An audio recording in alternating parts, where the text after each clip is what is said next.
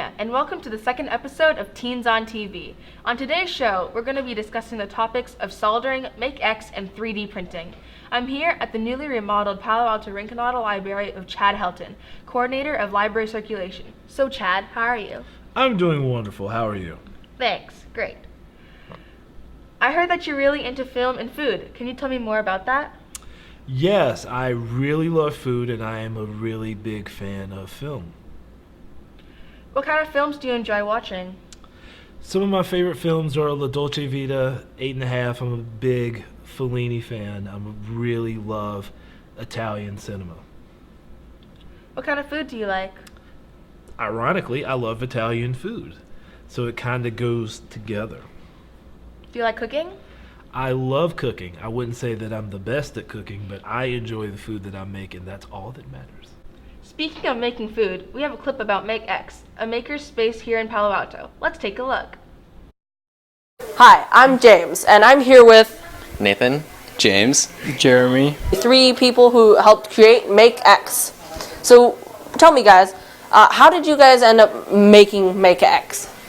So the Palo Alto Art Center initially had an amount of money available for a group of teens to design and create a project that would serve and help educate other teens. And this project really could have been anything from like a clay studio to an animation studio, but just the people that were there. We decided that we wanted power tools and 3D printers and laser cutters. So that's kind of how it came to be. Yeah, we piggybacked on the maker movement, which has been gaining a lot of steam. We think it's a great idea to engage the community in these kind of endeavors that inspire like creative confidence in teens and complement the STEM education in school. There was 22 teens a few summers ago who all got together. It wasn't just us 3, and we just started from nothing and brainstormed and had a good time doing it. Mm-hmm. What kind of things can teens make here? There's a very wide variety of what you can do here. We obviously have a little bit more convoluted high-tech tools like the laser cutter and 3D printer. You can make plastic 3D models with a 3D printer, or you can make 2D engravings or cuts with our laser cutter over there. And we also have a large variety of power tools, as you can see. A few months ago, we had a group of teens build longboard chassis as part of one, a business, and 2, part of a school project. And they spent many, many weeks coming to MakeX and building these longboard chassis.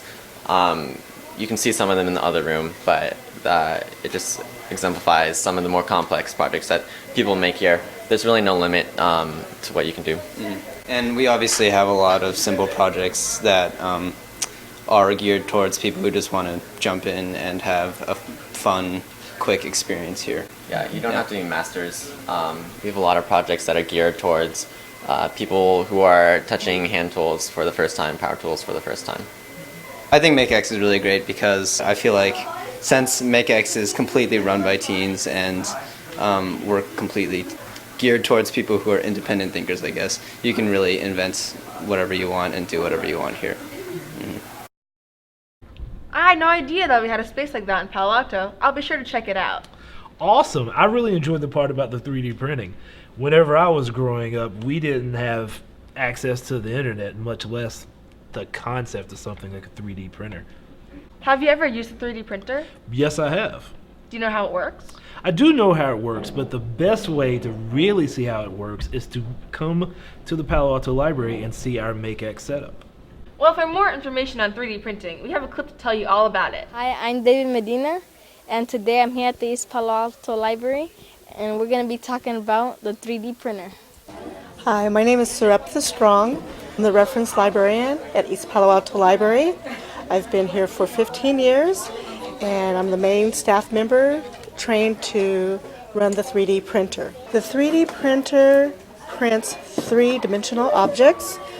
You use filament. This is made out of corn. It's hard plastic. It's fed through the back part of the machine and goes through the extruder, which is heated up, goes onto the build plate, and it prints the object. And you get the objects, the SD card, And all the objects you either design yourself, or you can go to websites such as Thingiverse to find objects that have already been designed and just add them to your SD card. Got a matching pair to the one I printed earlier. And so I can just go in there and scrape it off. See, it's pretty easy to get off. And it makes that little computery sound that you know it's done. See, it's matching set, matching pair. Wow, well now you really have to check out the Make X exhibit. You should start planning what you're going to make on the 3D printer. I will. I haven't really had the opportunity to go and check out the Make X 3D printer the way that I would like to, so I think I'll do that. Actually, I really like creating things like they do at Make X. I've soldered a memory game, a radio, and a TV remote. It's actually really fun.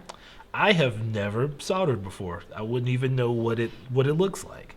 So, I don't know. Can you tell me a little bit about it? Well, it's actually pretty easy. All you have to do is find a kit at an electronics store and get a soldering gun. Oh, that's really cool.